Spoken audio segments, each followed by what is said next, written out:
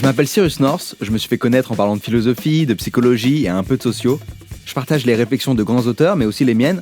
Bref, des choses sérieuses, mais sans me prendre au sérieux pour autant. Aujourd'hui, vous écoutez Devenir veilleur de vie, le podcast de l'Agence de la biomédecine. Pourquoi veilleur de vie ?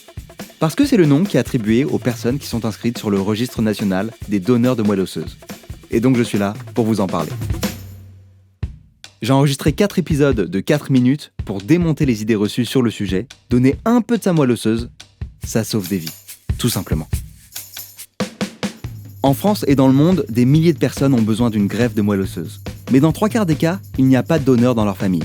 Trouver un donneur compatible, c'est complexe. Et c'est rare. C'est pour ça que l'Agence de la biomédecine recherche 20 000 nouveaux volontaires par an en France pour enrichir le registre des donneurs et augmenter les chances de greffe des malades. Et une des réticences aux dons qu'on entend souvent, c'est l'idée qu'on toucherait à la moelle épinière. Sauf qu'il y a pas mal de confusion autour de ça. Je vais vous expliquer.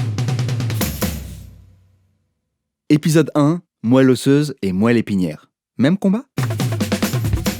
Je vais pas vous mentir, jusqu'au moment de faire ce podcast, je ne m'étais jamais posé la question de la différence entre moelle osseuse et moelle épinière.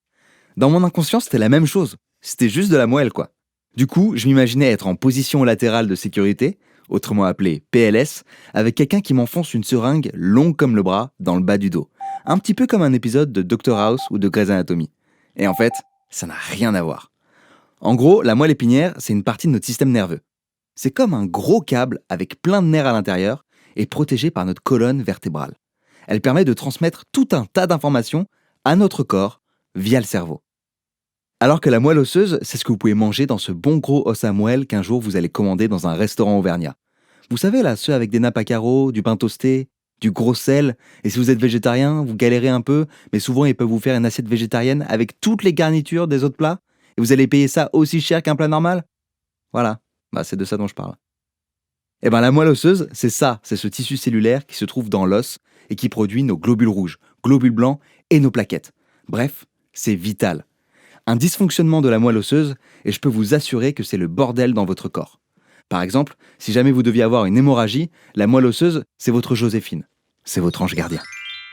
Concrètement, ça entraîne tout un tas de maladies du sang dont vous n'avez pas envie d'entendre parler et dont la simple évocation vous donne déjà des sueurs froides.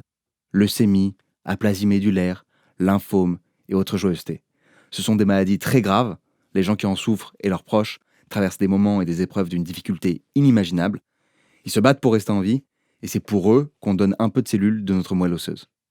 À ce stade du podcast, vous êtes peut-être en train de vous dire « Ok, j'avoue, pourquoi pas donner, surtout si j'ai pas besoin d'être en PLS, mais alors comment ça se passe ?» Enfin, j'espère que vous dites ça, peut-être que vous êtes en train de penser à autre chose, voilà, ce que vous allez faire demain, ou vous repensez à quelque chose que vous avez dit hier, j'en sais rien, voilà. Mais j'aimerais bien qu'on puisse juste se concentrer un instant, c'est possible ? Voilà, c'est bientôt fini.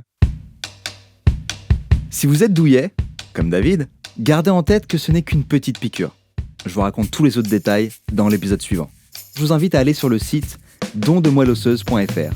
Vous n'allez pas recevoir de publicité, ni de mail prise de tête.